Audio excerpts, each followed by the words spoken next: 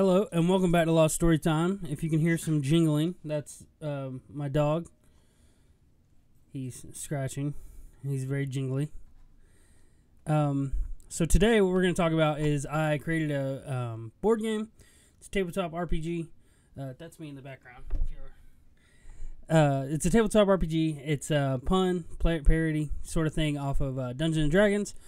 So we played it last night, and we're still playtesting. It's not available yet, if it will be at all. But so I figured I'd go over it here, kind of go over the rules, and make it a little simpler for if this thing actually gets picked up. So here we go. Cut to the background. This is just so I can bring up this stuff. And then I didn't think this through. Well, alright, you're just going to see OBS. Because I only have one screen, so that's why it comes up like that, because most people put it on a separate screen, show that screen, but I only have one. So here we go. So there are characters, and there is a game master. So the game master kind of runs the game. He's basically what the dungeon master is at Dungeons & Dragons. We call it the game master. Probably should come up with a better name. Office manager would probably be good. So the whole thing takes place in a office. So let's start with the characters. So we'll start with accounting, or we'll just do accounting. So we have accounting, then IT, maintenance, marketing, sales, and then a temp. So accounting's at the top. We'll use accounting. So it has your profession here, your proficiency, your alignment, your influence points, and your health points. Your influence points are when you get into a verbal combat. So at the start of each game, you should roll a d20, and that'll get your influence points. And then you'd roll a d4 to get your health points. Your health points are if you get into physical combat. And the reason it's so low is most people are not fighters. They're better with words. So all this stuff, except for your influential points and your health points, all this stuff is just to help you kind of play the game. Proficiency in numbers, this is just to basically put your character together. This is usually what you would do in Dungeons & Dragons. You would sit down, create this. It takes a minute. So this is basically it's already pre-made. So the point is for it you just pick it up and play it. So strengths, math, weakness, creativity. Then you can also add equipment here. I also forgot to do that last night. That should be done before you start playing. Then you have your backstory. So this is just the backstory of the accounting person. Then you have your allies and enemies. Again, this is only for helping you play the game. So then you have spells. So each character has their own special spells. And these help you do things. So the accounting has the ability to complete complex mathematics immediately. A scenario where that might come in handy is if you're trying to get money for a budget or a birthday party or something. They have intense knowledge where they know what is in each department based on purchase orders. And bordeteers is when they can use math to bore their enemies, and if they roll a d20, and above a 10 succeeds. So then the enemy would be basically it'd be like sleep or paralysis or something in other games.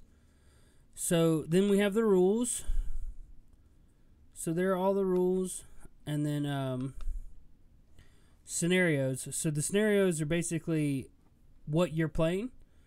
So again, Dungeons & Dragons, the Dungeon Master would come up with this, and they'd have it all out for you, or have it all and tell you where you can go and stuff. But this is basically to pick up and play immediately. So the scenarios are pre-made. You can absolutely make your own.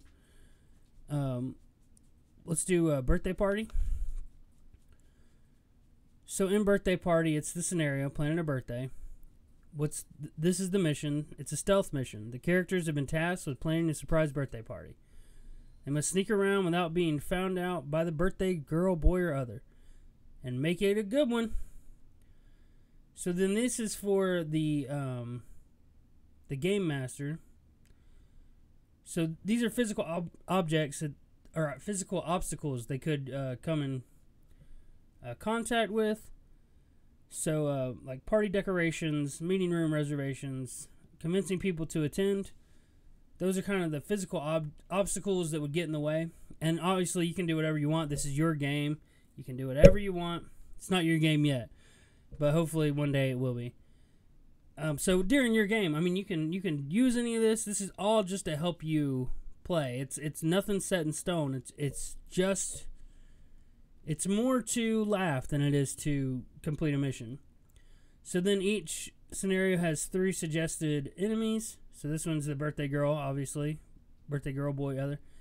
And their inquisitiveness, what they do is, like, say you're walking down the hall, they'll stop you and they'll be like, hey, did you know today was my birthday? And so then you roll to see if you can convince them to leave. No Secret Nancy will spill the beans, and she just talks real loud. So if the birthday girl or boy or other is around, they'll hear it. And then Petty Cash Officer, you have to go and convince Petty Cash to get money for the birthday. And then there's a notes section for the GM to fill out. So that's basically it. I just wanted to kind of go over it a little bit. I'm still working on it. I think we're going to build a map in there. So an actual physical map that you can see when you're playing. Sorry about that again.